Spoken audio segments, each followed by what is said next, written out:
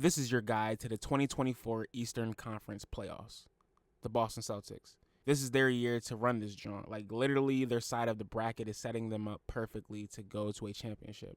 If they screw this up, I will have validity to calling Jaylen Brown and Jason Tatum overrated as hell. Joe Mazzulla is on the hot seat, of course, and we'll see what he is made of this playoffs. There's really nothing else to say here because we all know they're going to choke either way. The Milwaukee Bucks. Crazy how they went from most people's perennial pick to champion, or at least Eastern Conference champion, immediately after the Dame trade to where they are now. And who can you blame really for this? Glenn Rivers, of course. If you are a Bucks fan, you are getting exactly what you deserve. With Giannis injured, advancement looks bleak. I know Dame is mad as hell that he got shipped off to Wisconsin and not the sunny beaches of South Beach, Florida. Maybe Giannis comes back, but even then, it's not looking good. The New York Knicks. Quite a surprise, to be honest. Now, I'm usually a Knicks hater since they haven't really done anything substantial the last 2 decades and somehow still get praised like they have. But anyway, Jalen Brunson is bull and he is certified stamped. Not sure who, but whoever came up with the idea to build this roster around him, specifically with his former Villanova teammates, deserves a raise. They are a legit 3-and-D team with a consistent contact point guard who runs the show. Losing Randall will definitely hurt, but I mean, do they need him for real anyway?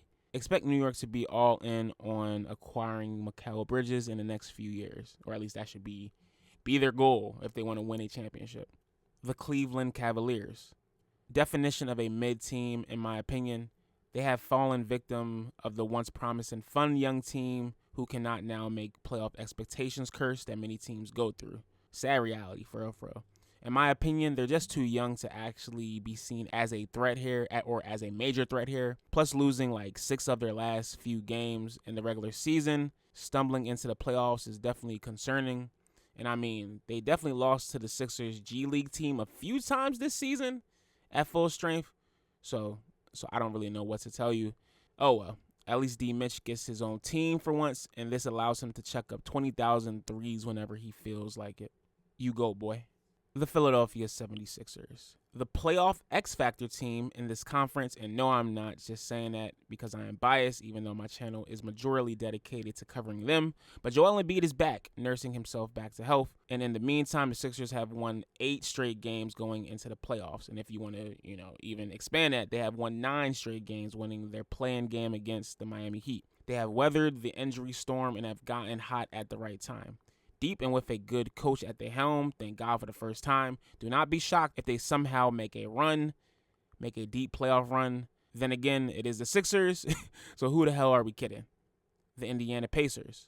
Fun year for the boys in the race car uniform outfits, all led by Tyrese Halliburton. And I'm not going to lie, I definitely called homeboy overrated at one point earlier this season before he did his whole, in-season tournament thing. But I was pleasantly proved wrong. The Pacers are that snake lurking in the bushes that is there, but you don't really see them as a threat per se. And if they bite you, that is your own damn fault. Once again, coming off an in-season tournament run should be all the motivation they need to be turned come playoff time. Shout out to Rick Carlisle, who I also called overrated.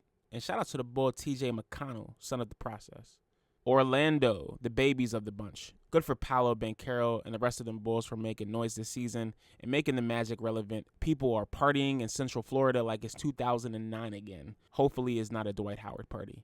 I don't see them being, that big of a threat as they have little to no playoff experience. But hey, who knows? These type of teams usually don't know any better, and are playing with house money. Plus they get the Cavs in the first round. The 5th seed is nothing to sneeze at, especially for a team like them. And for the 8th seed, it's going to come down between Miami and Chicago. I'm going to go with Miami, who is the old faithful and a little engine that could. We have seen this story before. Miami comes into the playoffs unassuming, and then bam, they are somehow playing for an NBA championship in the NBA Finals. I never believed in the whole mojo, heat culture, mumbo jumbo thing, but that joint is a real joint, yo. Playoff Jimmy is approaching. Unless he's hurt, which he might be. And if so, I'm still going to take them over the Bulls. Can they defy the odds again? Probably not, but I wouldn't bet against them. So here are my picks for the first round. I got Boston over whoever comes out of the last play-in game. Give me Magic over Cavs. Give me Pacers over Bucks. And give me the Philadelphia 76ers over the New York Knicks. Right here, yes. Yes, I am biased. We shall meet here again once round 2 starts. But in the meantime, check out this video covering the western side of the NBA playoffs for this year. Until then, I'll talk to y'all next time. Enjoy the first round, everybody. Peace.